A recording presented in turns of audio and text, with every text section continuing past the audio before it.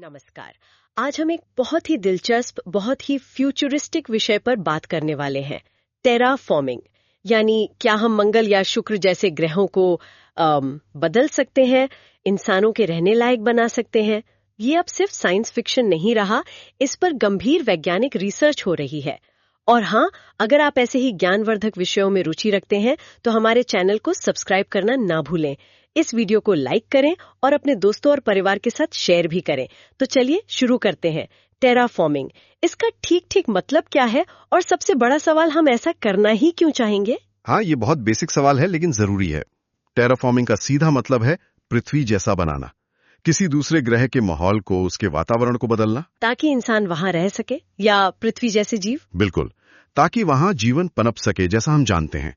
अब सवाल आता है क्यों? तो इसके पीछे मोटे तौर पर 3 वजह हैं।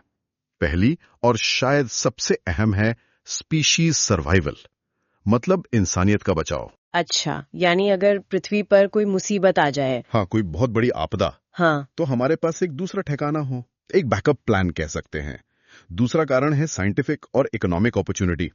नए ग्रह मतलब नए संसाधन, नई वैज्ञानिक खोजें। और रहने की नई जगहें भी। बिल्कुल। और तीसरा है हमारी फितरत, इंसान की खोज करने की, नई जगहों पर जाने की, फैलने की इच्छा, एक्सप्लोरेशन एंड एक्सपेंशन। ये तो समझ आता है। लेकिन हाँ, ये सब सुनने में अच्छा लगता है, पर इसके साथ जुड़ी है भारी लागत, मतलब बहुत ज्यादा पैसा और वक्त। ये कोई 10-20 साल का काम नहीं है, शायद सदियां लग जाएं, हजारों साल भी। हजारों साल? हाँ, और फिर वो नैतिक सवाल, क्या हमें हक है किसी दूसरे ग्रह को बदलने का? ये बहुत पेचीदा मामला है। सही बात है। तो अगर इन सब चुनौतियों को देखें तो किन ग्रहों पर ये सब करने का सोचा जा रहा है? मंगल का नाम सबसे पहले आता है ना, मार्स? हाँ क्यों? हाँ, मंगल लिस्ट में सबसे ऊपर है। इसकी कई वजह हैं। एक तो वहां पहले से कार्बन डाइऑक्साइड बर्फ के रूप में है। अच्छा, CO2 आइस। हाँ, खासकर पोल्स पर जो पोलर कैप्स हैं। और जमीन के नीचे पानी होने के भी काफी मजबूत सबूत मिले हैं। पानी और CO2 ये दोनों टेराफॉर्मिंग के लिए बहुत जरूरी हैं। और वहां का दिन, वो भी पृथ्वी जैसा ही है शायद? हाँ, करीब करीब, लगभग 24.5 घंटे का। ये भी एक प्लस पॉइंट है। और ग्रेविटी पृथ्वी की 38% है, कम है लेकिन चांद से बेहतर। तो मतलब मंगल सबसे आसान टारगेट है? आसान तो नहीं कहेंगे, पर हाँ, सबसे संभालना वाला जरूर। लेकिन वहां भी अपनी चुनौतियां हैं, जैसे पतला वायुमंडल, रेडिएशन।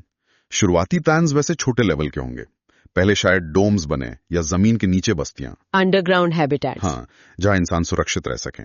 फिर धीरे धीरे कोशिश होगी ग्रह को गर्म करने की, एटमॉस्फेयर को घना करने की, ताकि पानी लिक्विड फॉर्म में रह सके। ये बहुत लंबा प्रोसेस होगा।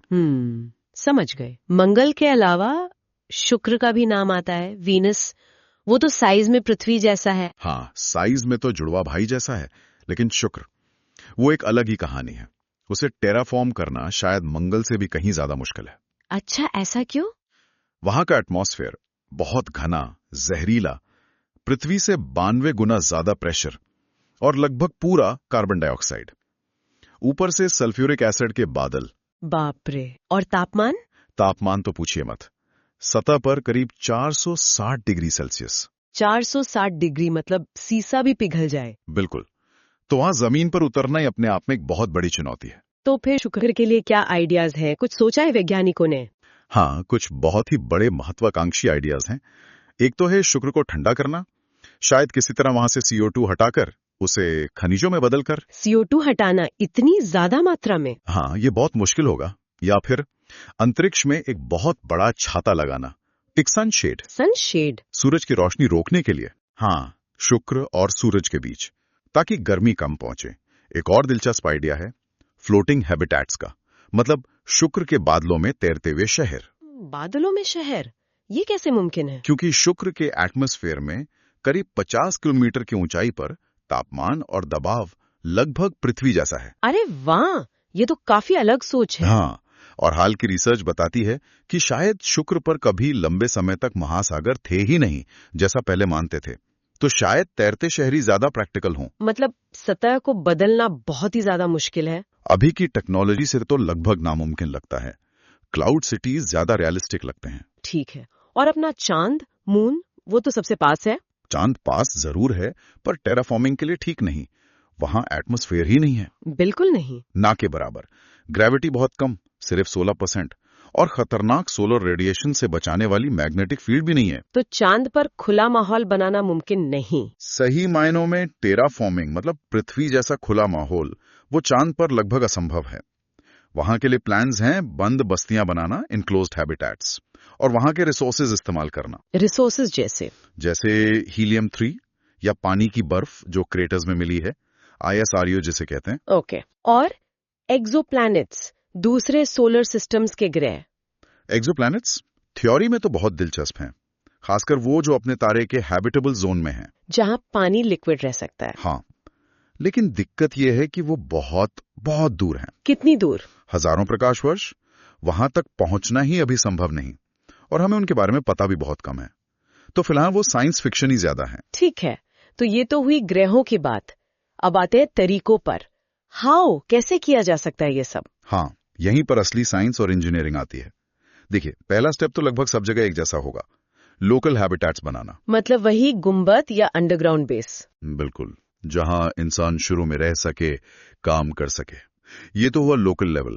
फिर आते हैं बड़े पैमाने के तरीके, पूरे प्लैनेट को बदलने वाले। एक तरीका है ग्रीन हाउस गैसें डालना। जैसे मंगल को गर्म करने के लिए? हाँ, शक्तिशाली ग्रीन हाउस गैसें जैसे PFCs एटमॉस्फेयर में छोड़ना। ये गर्मी को ट्रैप करेंगी, लेकिन इसमें ऊर्जा बहुत लगेगी और ये गैसें पर्यावरण के लिए भी ठीक नहीं। और कोई तरीका?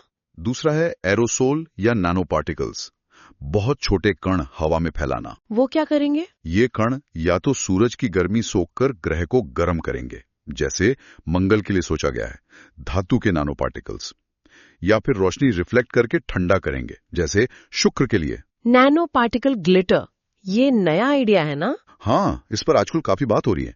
ये शायद गैसों से तेज हो, पर इसके साइड इफेक्ट्स क्या होंगे पता नहीं। और वो ऑर्बिट वाले मिरर या शेड? हाँ, ऑर्बिटल सनशेड या मिरर।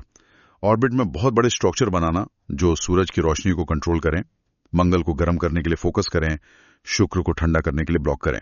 सुनने में बहुत बड़ा प्रोजेक्ट लगता है। बहुत बड़ा, शायद इंसानी इतिहास का सबसे बड़ा इंजीनियरिंग प्रोजेक्ट। और बाहर से कुछ लाने का भी जिक्र था, पानी या गैस? हाँ, वो भी एक तरीका है।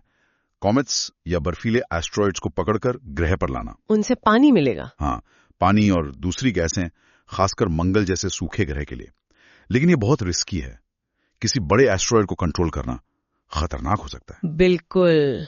और मैग्नेटिक फील्ड का क्या, वो कैसे बनेगी? आर्टिफिशियल मैग्नेटिक फील्ड मंगल पर जैसे नेचुरल फील्ड नहीं है रेडिएशन से बचाने के लिए। हाँ। तो एक आइडिया है कि ग्रह और सूरज के बीच L1 पॉइंट पर एक बड़ा मैग्नेट स्टेशन लगाया जाए।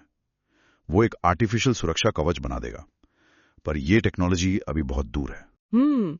और आखिरी तरीका, वो बायोलॉजिकल इंजीनियरिंग वाला, माइक्रोब्स का इस्तेमाल। हाँ, बायोलॉजिकल इंजीनियरिंग, खास किस्म के माइक्रोब्स या जेनेटिकली इंजीनियर्ड जीवों का इस्तेमाल करना। वो क्या करेंगे? ऑक्सीजन बनाएंगे। हाँ, ऑक्सीजन बना सकते हैं, CO2 सोख सकते हैं, मिट्टी बना सकते हैं। ये बहुत पावरफुल हो सकता है, लेकिन इसका सबसे बड़ा खतरा और नैतिक सवाल यही है, अगर उस ग्रह पर पहले से कोई माइक्रोस्कोपिक जीवन हुआ तो हमारे भेजे गए जीव उसे खत्म कर सकते हैं। बिल्कुल, ये बहुत बड़ी चिंता है। इसीलिए प्लैनेटरी प्रोटेक्शन बहुत जरूरी है। ये सब सुनने के बाद तो लगता है इसमें मुश्किलें भी बहुत होंगी। क्या है वो सबसे बड़ी बाधाएं? मुश्किलें बहुत हैं। सबसे पहली, एटमॉस्फेयर का साइज और कॉम्पोजिशन। जैसे मंगल का एटमॉस्फेयर पृथ्वी का सिर्फ 0.6% है। उसे सांस लेने लायक बनाने के लिए खरबों टन गैस चाहिए होगी। आएगी कहां से? सही बात है। दूसरी है ग्रेविटी। मंगल और चांद की कम ग्रेविटी हल्की गैसों को पकड़कर नहीं रख सकती। ऑक्सीजन, नाइट्रोजन, वो धीरे धीरे स्पेस में लीक हो जाएंगे। मतलब एटमॉस्फेयर टिकाऊ नहीं होगा। लंबे समय तक शायद नहीं। शुक्र पर ग्रेविटी ठीक है, पर वहां का माहौल ही इतना बिगड़ा हुआ है। तीसरी बड़ी मुश्किल है रेडिएशन। मैग्नेटिक फील्ड की कमी मतलब सतह पर लगातार कॉस्मिक किरणों और सोलर तूफानों का हमला, जीवन के लिए खतरनाक।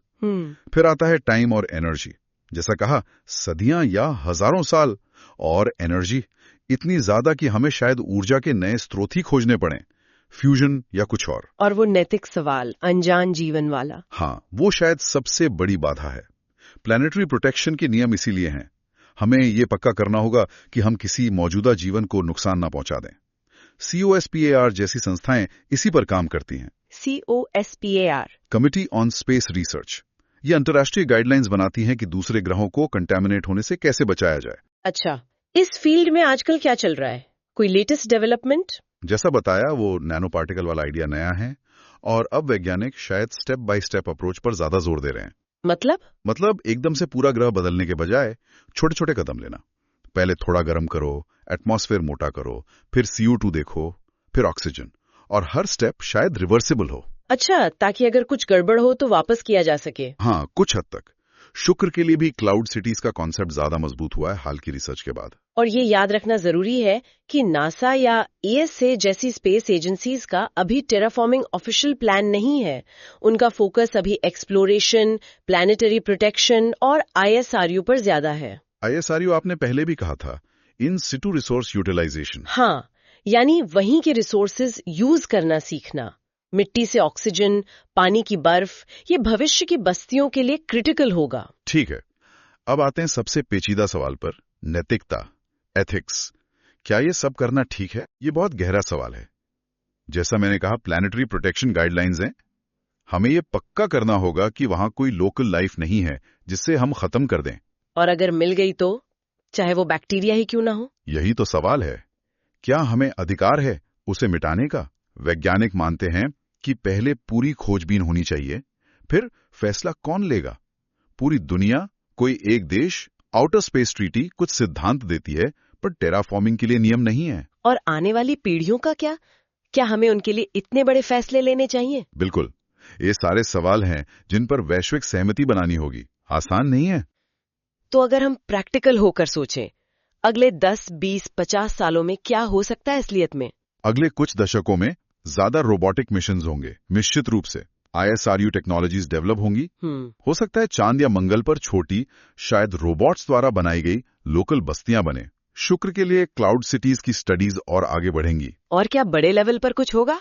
शायद मंगल पर बहुत छोटे पैमाने पर कंट्रोल्ड क्लाइमेट इंजीनियरिंग एक्सपेरिमेंट्स हो, जैसे छोटे ऑर्बिटल मिरर या एरोसोल टेस्टिंग, लेकिन वो भी बहुत सावधानी से, नियमों के तहत। और पूरा टेराफॉर्मिंग, पूरा ग्रह बदलना, पृथ्वी जैसा बनाना, वो इस सदी में तो मुमकिन नहीं लगता। टेक्नोलॉजी, एनर्जी, पैसा और सबसे बढ़कर नैतिक और कानूनी सवाल, अभी हम उससे बहुत दूर हैं। तो कुल मिला के क्या कहें, what's the bottom line? Bottom line ये है कि टेराफॉर्मिंग एक बहुत ही कॉम्प्लेक्स चीज है। इसमें साइंस है, इंजीनियरिंग है, बहुत सारी कल्पना है और उससे भी ज्यादा गहरे नैतिक सवाल हैं। फिलहाल फोकस बड़े सपनों से ज्यादा छोटे ठोस कदमों पर है। Research, ISRU, local habitats. अभी हम दूसरे ग्रहों को बदलने से ज्यादा वहां जीना सीखने पर ध्यान दे रहे हैं। और सबसे जरूरी है कि इस पर एक ग्लोबल बातचीत हो। क्या हमें कभी ऐसा करना चाहिए? कब, कैसे, क्यों? आज के फैसले भविष्य को तय करेंगे। बिल्कुल। तो आज के लिए बस इतना ही। जाते जाते सबके सोचने के लिए एक सवाल है, अगर हमें भविष्य में मंगल पर जीवन मिलता है, चाहे वो सिर्फ माइक्रोब्स ही क्यों ना हो, तो क्या फिर भी हमें उस ग्रह को इंसानों के रहने लायक बदलने का अधिकार होना चाहिए? अपने विचार नीचे कमेंट सेक्शन में जरूर साझा कीजिएगा। धन्यवाद।